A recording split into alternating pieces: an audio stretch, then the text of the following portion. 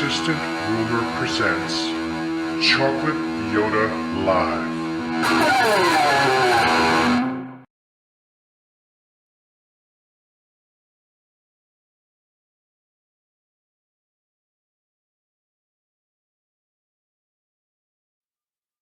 When I saw interviews with the CEO,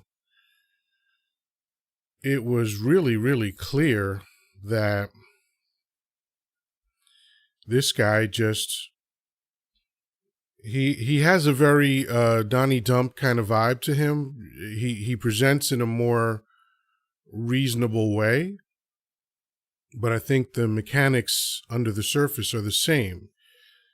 I think there's this huge ego, and I don't know the man. I'm not saying this is absolutely true. This is from what I gathered. Because the guy basically said, hey, I was told that I shouldn't use carbon fiber for this, and I did it. And, you know, he said straight out that he was sidestepping the rules because the rules impede the speed at which he could innovate. So this is an age-old argument that regulations are bad for innovation. They're bad for companies and businesses. It makes it hard for them to thrive. No, innovations are there to keep people alive. You know, imagine if there was no innovation. I said innovation. Rules and regulations are there to keep people alive. Imagine if your car was built without safety regulations. You know, I mean, your windshield is built in a specific way so that when you get in a car accident, the shards of glass don't cut everybody up that's inside the car. You think that came about from nothing? No, I'm guessing that when they first made a windshield, somebody got hurt because it wasn't built the way windshields are built now. And windshields are built the way they're built now because of regulations, right? Emissions regulations, because we want to cut down on pollution. Imagine your house had no safety regulations around the materials used, the way electricity is connected to it, the way air has to flow through it. Imagine, I mean, you would just be, metaphorically speaking, rolling the dice every time you went into a building. You know, it reminds me of that phrase that people employ very often when they're talking about marriage. They say that marriage is the cornerstone of society. Well, actual cornerstones are there to hold buildings up and keep them from collapsing. I don't know how, but I know that that's what they do. Imagine if 50% of the cornerstones failed. Would you ever enter a building? So, it's a terrible metaphor, obviously, but the point is that this CEO, whose name I don't recall right now, but the CEO of the company that made the sub that is now missing, cut corners. Why? What was his motivation? Well, it's the same motivation that every business has: money. The faster he could get his sub in the water and dupe wealthy people into paying him to ride in it, the faster he would make money. And, you know, I understand his desire to do that. I'm assuming that, you know, it costs a lot of money to produce even one of these subs. The technology must be very, very expensive, very exhaustive, but it's all there. All of those recommendations, like what is the hull made out of? How thick does it have to be? You know, what happens in an emergency? How do you communicate with the sub? All of these things are there for a reason. And how did he get around them? he launched the sub in international waters. Wonderful loophole. But that's what it is. You know, it's about money, and it's not money itself. When people say money is the root of all evil, they're actually misquoting the Bible.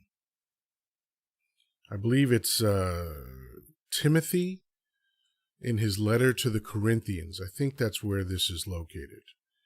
Someone who's into the Bible can fact check me on that. But I believe what Timothy said is the love of money is the root of all evil. And that I agree with.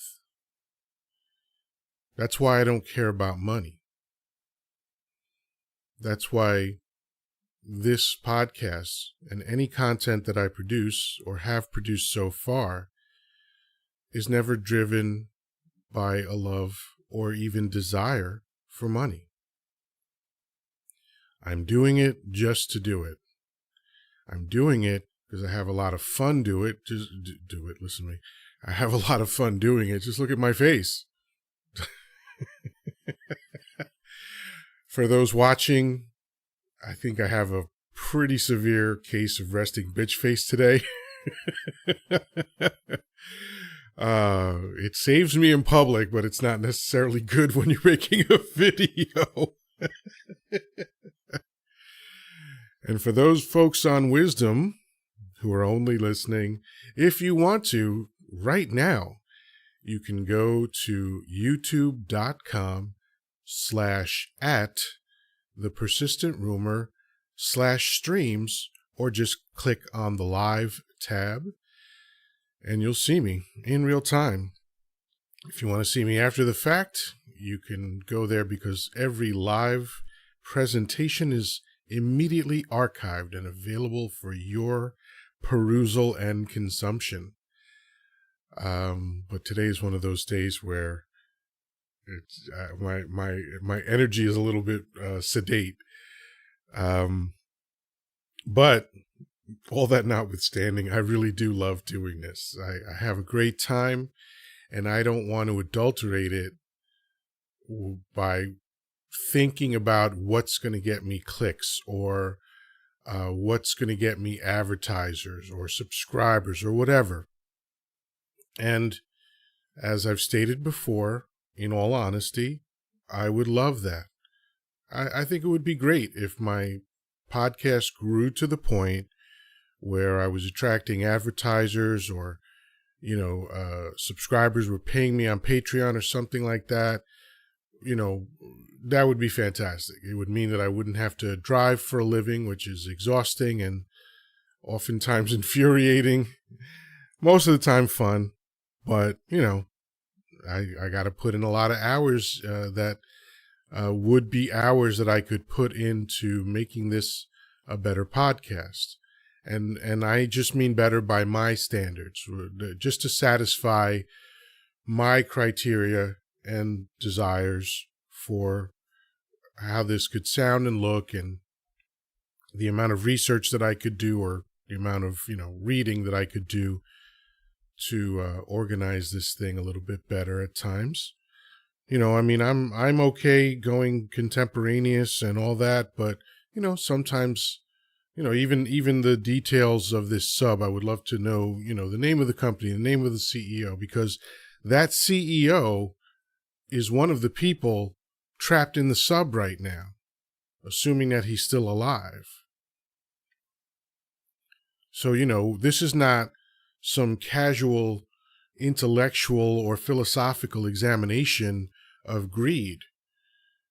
This is focusing on the real world consequences to loving money and making your driving force money.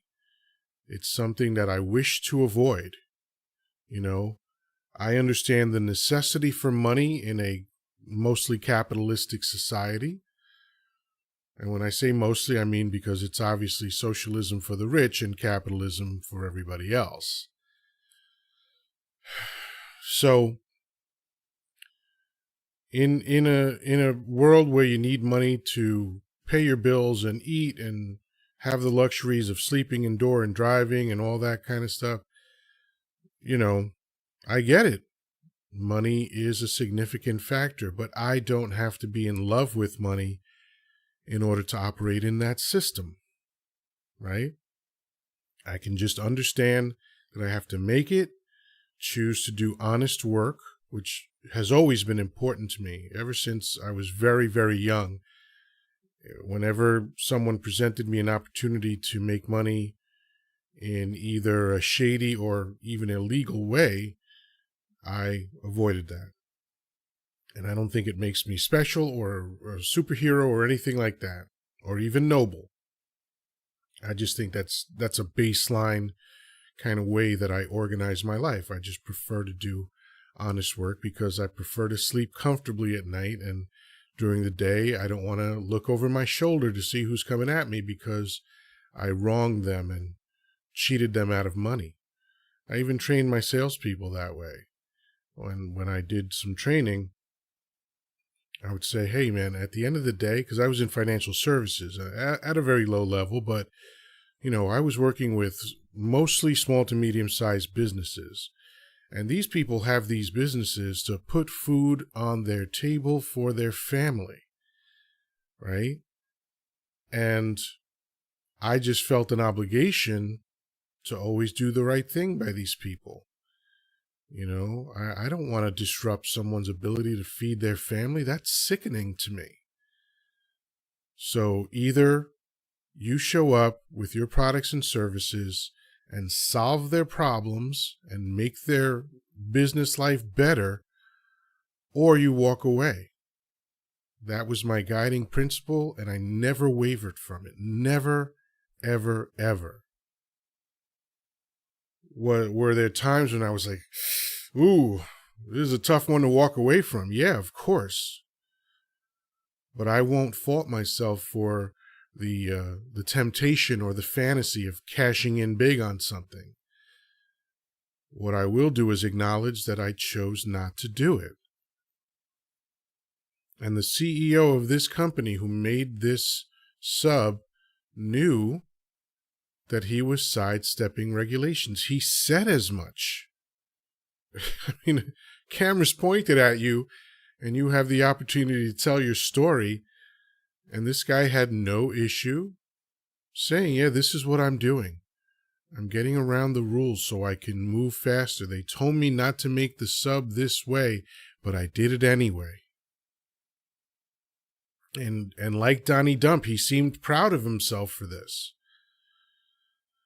What a terrible and sad thing to me. I mean, it's, this is ultimately what capitalism always ignores. And that is the human cost of anything. Louis C.K. had a routine where he accurately stated, hey, if you want progress, if you want to build stuff, if you want to innovate everything, just throw human suffering and death at it and you'll get it done. You think that's a joke? It isn't. It's literal. How do you think most of the stuff around you got built?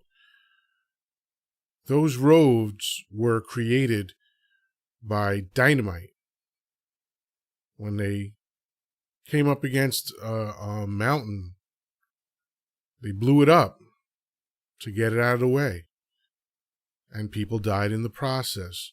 The very water that comes out of your sink, one person per mile on average, is known to be a predictable outcome when you're what they call what do they call them? Tunnel rats? Water rats? Something like that. These people, these I assume mostly men who are in these tunnels, know that one of them is going to die for every mile of tunnel that's built. What a horrendous and horrible situation that is just an acceptable cost. And I'm not saying I have the alternative to that. I have no idea what it takes to feed 300 and some, probably close to 350 million people just in America alone. I don't know what it takes to get food to their door through, cargo ships and tractor trailers and railroads. Another thing, Chinese people were mostly involved in building the railroads, and people died. They died. Slaves died building most of this country. It's just another line on the ledger. Human death. How much human death is it going to take? Space exploration. Some of the technology that is making my communicating with you possible right now came from the space program. And people died in order to bring this goofiness to you right now. So it's just a reality. It's a reality of life in the world, that people have to suffer and die in order for progress to be made. Again, I don't know what the alternative is to that. But I'm guessing that if more CEOs had more humility and more compassion, since these people are innovative, they would innovate ways to do these things more humanely. And why don't they? Money. That's what it comes down to. And again, I don't vilify wealthy people. I will vilify greedy people. Because if you're like me, and I am solidly average as an American citizen, that means that you have to work for a living, right? I don't begrudge that. I wish it wasn't as hard to pay the bills as it is. But the reason it is because of greed. So when you wake up like me and you're thinking about money, that's because it's not easy to make the money that I have to make to pay the bills that I have to pay. But if you're among the elite wealthy and you wake up every day thinking about money, I think that's a sickness, and the sickness is called greed. I think it's destructive. I think it turns people into horrible people. And this guy, and it's terrible that the cost of his greed is likely, unless something happened recently to change that, going to be his death and the death of 4 other people. And, quiet as it's kept, it's possible that one of the rescuers might die, 1 or more might die. These people are very dedicated to what they're doing, and accidents happen. I mean, soldiers die in training exercises all the time. No war going on. They're just preparing for war, and they die. Very under the radar. That's something that is essentially never reported on. But that is something that happens. People get a phone call saying, hey, that brave soul who was willing to put himself in harm's way to protect his country or her country is dead now. No war, no battle, probably not even any gunfire or weapons fire of any kind. Something fell on him. He was climbing over a fence and fell down, hit his head, dead.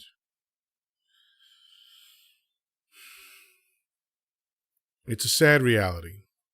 And I didn't think that, my conversation was going to be so sad. I knew it was a sad topic, but I didn't know I would delve into it this way. I honestly never know what I'm going to say when I turn the camera on.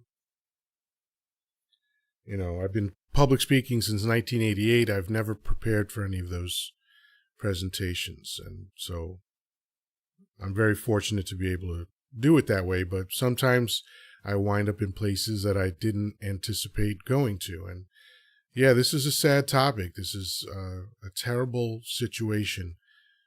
And unfortunately, it is emblematic of the overall big picture of life in America. And I think it's life in most developed countries and even in third worlds. I mean, there's, what's going on in a lot of third world countries. It's turf wars and warlords going at each other for control. And that control is control of resources, control of the things that are going to make them money. That's why they put armed people at roads. So you have to pay a toll so that they can make money.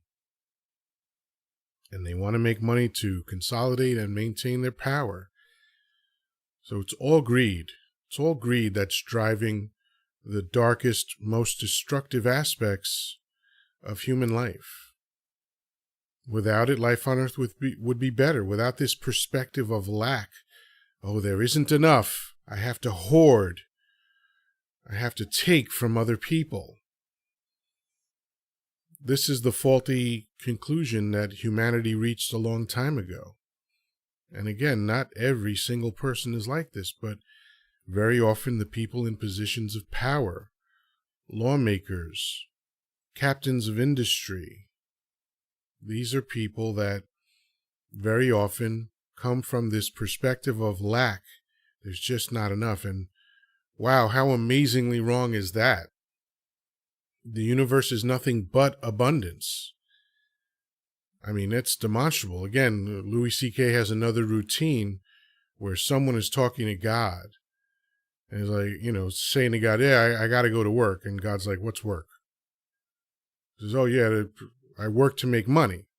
What is money? What's the point of money? What is that? He's like, oh, yeah, I work, I make money, and then I can buy food. And God's like, what are you talking about? I put food everywhere. I put it in trees. I put it coming up out of the ground. Like, it's literally everywhere. What would you possibly need to work to pay for food for? And even though Louis C.K., his goal is to make people laugh with that story, it's also, I believe, meant to make you think. Yeah, well, I heard Noble Ron on the Wisdom app talking about how ridiculous it is that we have to pay to live in this world.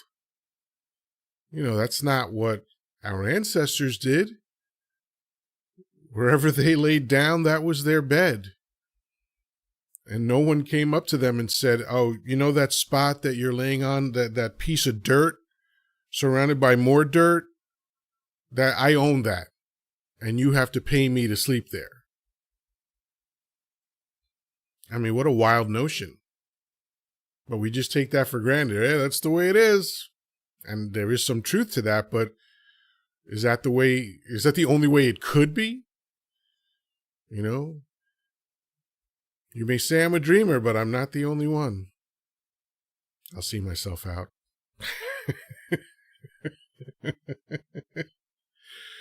Oh, man. It is to laugh.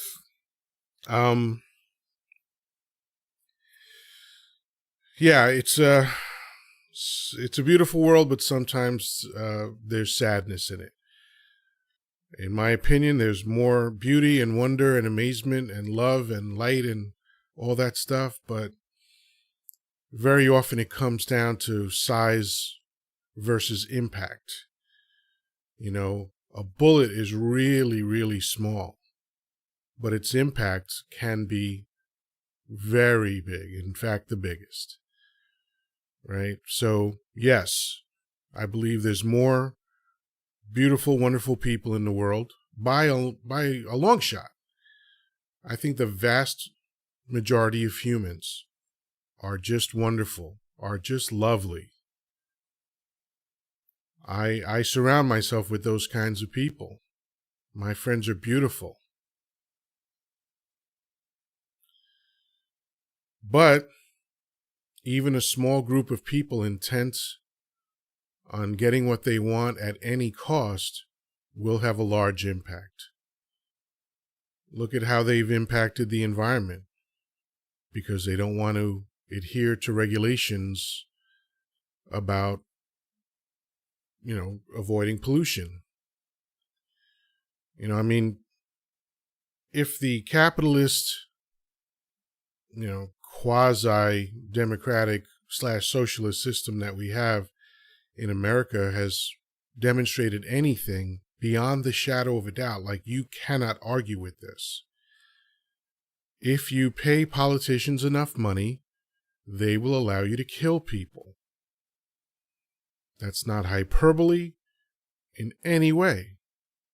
That is an absolute fact. Hey, let's do our lawmaker thing and create a regulation about how you have to clean up your pollution that is the result of the manufacturing plant that you own. Hey, sounds like a good idea. Let's all vote on that. It passes unanimously. Anybody object to that? Nah, man, that's a good idea. We're here as lawmakers to protect people first and foremost, and then help them thrive after that. So, hey, this is a good idea. We're going to protect people. We're going to protect human life. Then the CEO comes along and says, well, I did contribute $100,000 to your campaign, which is largely the reason why you're in that position as a lawmaker. How about you don't send people to inspect my manufacturing plant?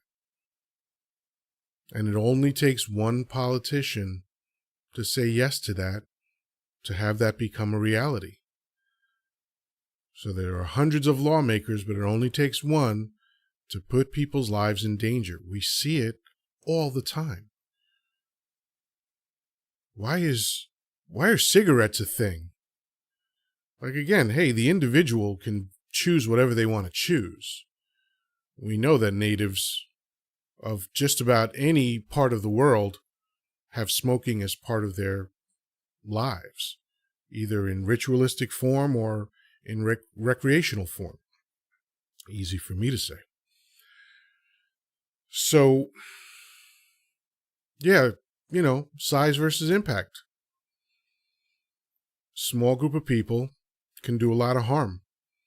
I remember, I believe the year was 1977, the Summer of Sam. For people in New York that were conscious at that time, they know exactly what I'm talking about. If you don't know who this was, this is a gentleman. I don't know if he's still alive, but this gentleman's name is David Berkowitz, and I'm using the term gentleman loosely here. He believed that his dog was giving him instructions to kill women. And he had a type. He went mostly after women with blondish, brownish hair. And he was operating in New York City. I believe he lived in the Bronx at the time. Or in Bronx. When you write out your address on an envelope, you don't say the Bronx, you say Bronx. It's Bronx, New York, not the Bronx. Whatever. Little pet peeve of mine. Anyway, David killed a few people. And I remember my stepsister was terrified. She fit the description physically. My stepsister happens to be Jewish, so she's this white woman with blondish hair, and she was terrified. And as I recall, the entire city was terrified. A city of 8 million people was terrified by one man. Size versus impact. There's only one guy, yeah, but he had a huge impact on society at the time. In a small area, but millions of people. So these greedy CEOs, are most CEOs greedy? I don't know, but it doesn't take a lot of them to be greedy to have a huge impact. And the impact could be local, but it could be far-reaching, right? When you have, a slaughterhouse, let's say, there's a tremendous amount of waste. These animals are pooping every day, and that poop goes into the water supply. And there are supposed to be rules and regulations for containing that and cleaning it up, but they get around them. And that system is so corrupt that they have what are called ag-gag orders, agricultural gag orders, where the media is not allowed to show the world what's going on in those plants, those slaughterhouse, processing plants. Boy, that's suspicious. But those are lawmakers, or at least one lawmaker that took a bribe and said, yeah, I'll look the other way for my car, for my vacation home, for my travel, for my drugs, for my prostitutes, whatever it is that their vice is, their weakness, whatever. There will be some greedy CEO that will bribe that person with the thing that that person desires most and get their way. There is a gentleman who studies campaign finance, and his conclusion is that there's roughly 400 individuals in America who control politics because they're the ones that are funneling the most money into politics. In a country of 350 million people, 400 people decide our fate. Because, hey, put yourself in the shoes of a politician. Okay, individual number one has contributed 100,000, 500,000, 10 million, whatever it is.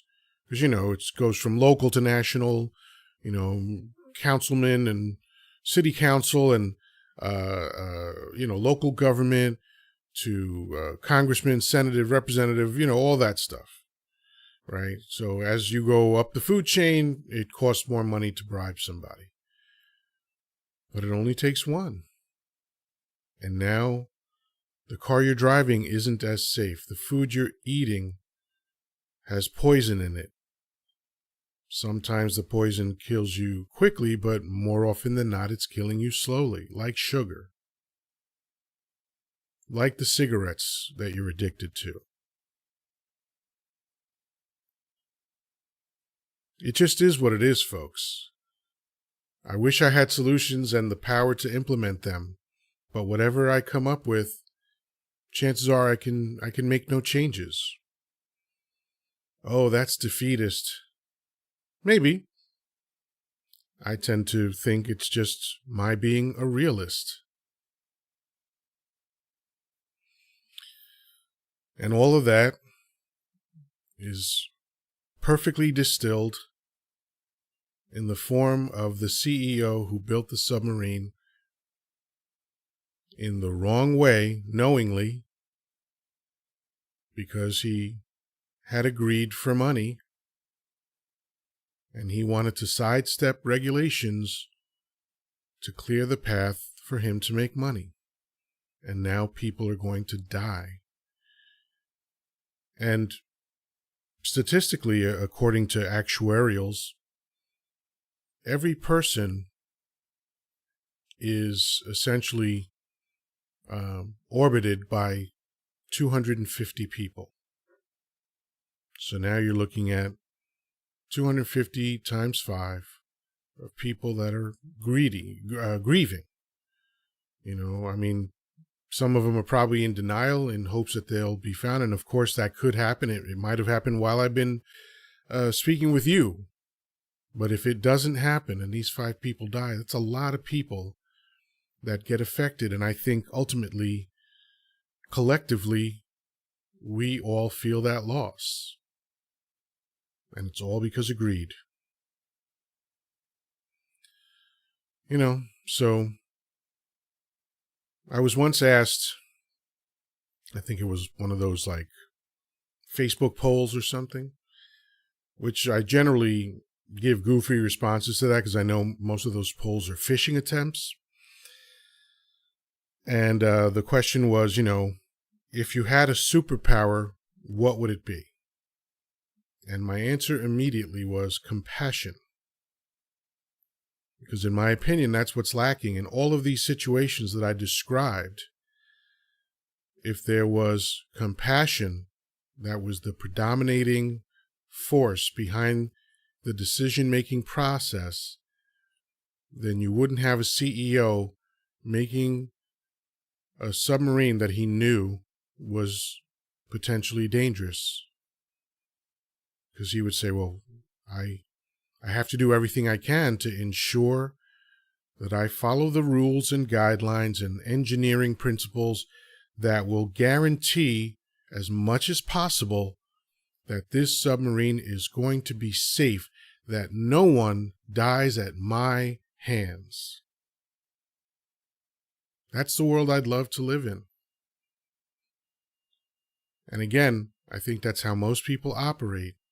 But unfortunately, the small group of people in positions of power and influence that don't operate that way have a much bigger impact. So again, I don't want to apologize for the bum out, but I kind of feel it. I kind of feel the energy of what I discussed today. But, it was on my mind. I'll get to the other goofy topic another time. But for those folks on Wisdom who have joined me, let's see. We got Kay, Mary Kay, Matthew Burris, Patrick Derns, Smith James, Shara Kendrick, Marcy Ann, T-Solo, Executive, Truly Julie, Sudoku Moth, Chuck, Salty Coffee, Curtis James, Keith, and Paul Williams. Thank you for listening. I think on Monday I figured out a way that I can take calls from the Wisdom app. I think I'll do it after I do my main point, but I do want to start including Wisdom folks. We're going to have a Wisdom after party. After the party, it's the after party. Oh, damn it, I can't stop quoting songs. Anyway, thank you folks on Wisdom. For anybody on YouTube, sorry for the first couple of minutes that you couldn't hear anything, but anyone that does watch that, either now or after the fact, thank you for that. Again, it's youtube.com/@thepersistentrumor, and either you can add /streams for the repository of live streams, or click on the live tab and you'll get the same result.